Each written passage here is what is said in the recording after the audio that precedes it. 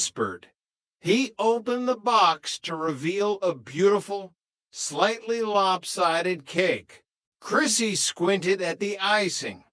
Happy birthday. Jimmy? Jack shrugged. Some guy named Jimmy didn't pick it up. Half price. Chrissy, I can scrape off the Emmy and make it J. It adds an informal touch.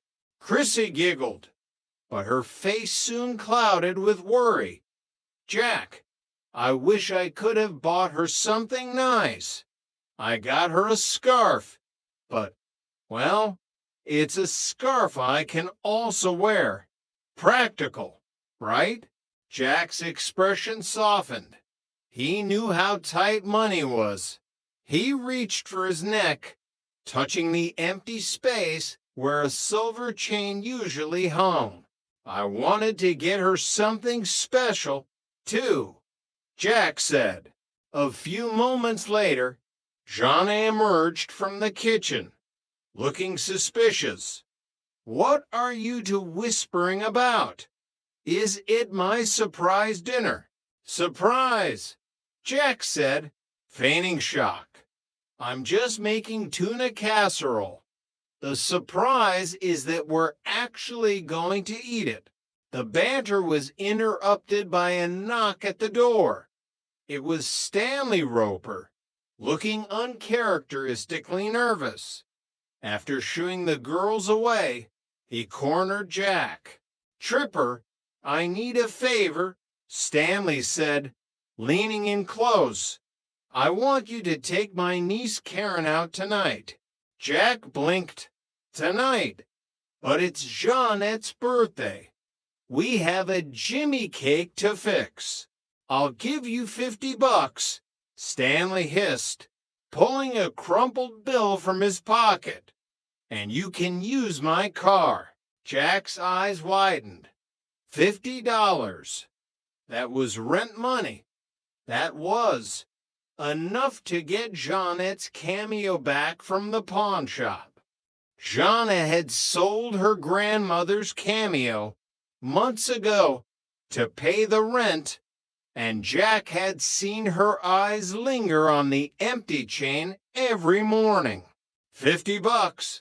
Jack asked, Is she, does she look like you, Mr. Roper? She's a beautiful girl, but she needs a sensitive companion, someone like you. Jack hesitated, then thought of the cameo. Deal. When Karen walked through the door moments later, Jack's jaw nearly hit the shag carpet. She didn't look like Stanley. She looked like a movie star, tall, blonde, and possessing a smile that could melt a polar ice cap. Hi, Karen said, her voice like velvet. I'm Karen. Jack's sensitivity was suddenly put to the ultimate test. He forgot about the cake. He forgot about the tuna. He only thought about the $50 and the girl in front of him. Let's go, Jack said, grabbing his jacket. I'll show you the town. As they left, Jeanne and Chrissy watched from the doorway. Jeanette's face was a mask of hurt. He's staying for my birthday, Hug Jeanne said quietly. Nice, Fink. Chapter 3, The Overheated Radiator. The night did not go as Jack planned. While he had visions of a romantic dinner, followed by a heroic trip to the pawn shop, Stanley's car had other ideas. 2 hours later, Jack and Karen were stranded on the side of the Santa Monica Freeway, steam billowing from the hood of the ancient sedan. I'm sorry, Karen, Jack said, wiping grease from his forehead. I fixed the radiator, but we've missed dinner. Karen leaned against the car, looking at Jack with an intensity that made him nervous. You know, Jack, you're not like the guys I know in New York. You're respectful, almost to respectful. Well, I try, Jack said, remembering his reputation with the Ropers. I mean, Karen continued, stepping closer. We've been stuck here for 2 hours, and the only thing you've fiddled with is the radiator. Jack gulped. It was a very complicated radiator. By the time they got back to the Ropers' apartment, Karen was frustrated and Jack was exhausted. They sat on the Roper sofa, the apartment quiet. One fast beer, Karen suggested. As Jack went to the kitchen, Karen grew bolder.